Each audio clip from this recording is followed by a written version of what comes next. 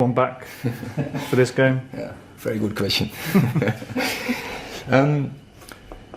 Licha Martinez. I think he will return in the squad. He did now some sessions with us, and we plan him to be available when this afternoon everything's going right. In the training, he will return in the squad, and then for some other players we have to see Rashford, Bruno, Willy, Kambala, if they are fit enough.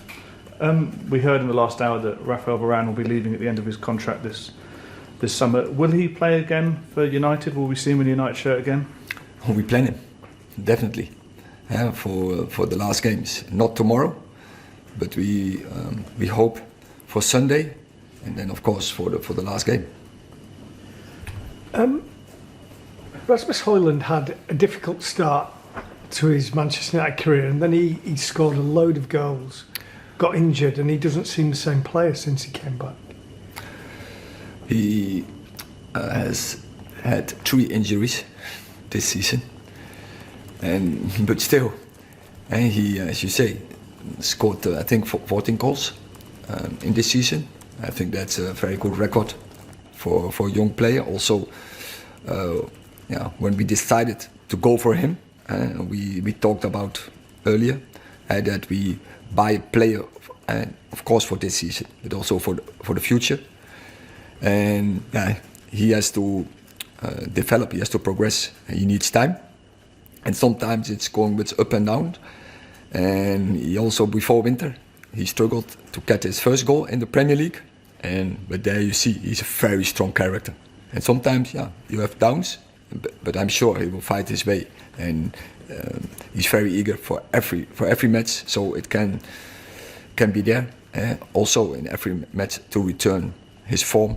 And I'm quite confident he's close. And I know we've asked these questions before, but has he been asked to do too much? And maybe did you make a mistake in thinking that Martial would take a lot of the responsibility away from him this season?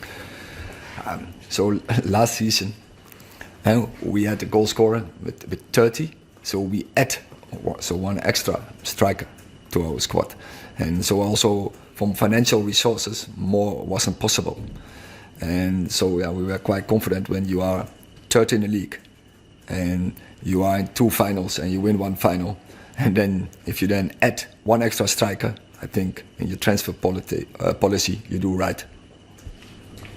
Erik, there's been obviously reports today that Bruno Fernandes is contemplating his future and that maybe the FA Cup final could be his last game at the club. What's your reaction to that?